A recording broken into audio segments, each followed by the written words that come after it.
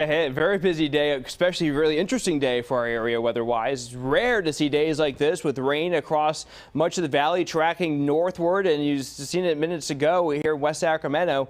More of that rain making its way down to the surface. So instead of spending the afternoon with temperatures well up into the 100s, it's a lot cooler now because of the clouds and showers and mainly into the mid-90s. What we've been seeing is an influx of monsoonal moisture. I thought it was going to be mainly just some clouds to give way to some sunshine through the afternoon, but you know what? A lot more precipitation than anticipated kept those temperatures down.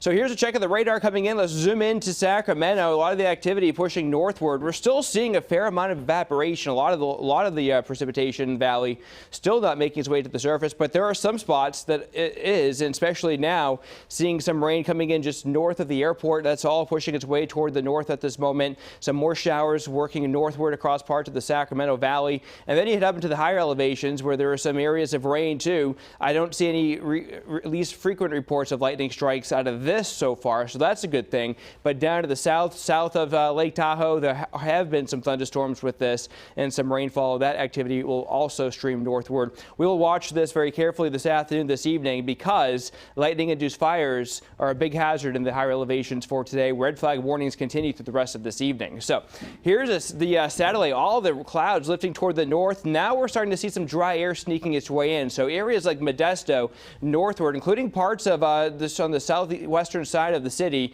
starting to break out into some sunshine. And it's still early enough, so it doesn't take a whole lot of sun to bring those temperatures back up to about 100 degrees. But for the most part, we've been mainly into the 90s.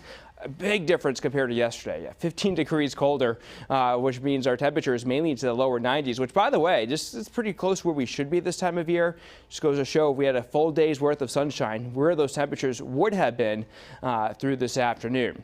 Forecast for tonight, we will continue seeing some clearing in place across the valley, but clouds, some showers and storms will continue through the at least for the higher elevations, the high country.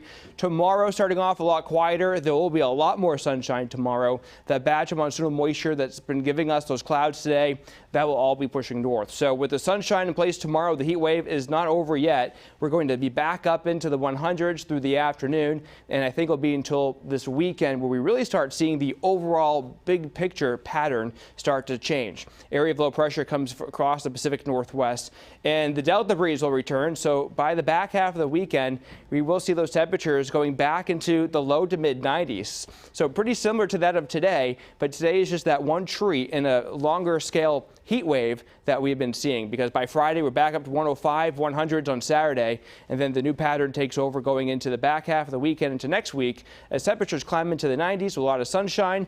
We will, however, hold on to the thunderstorm chances in the high country over the next couple of days, especially during the afternoon and evening time frame.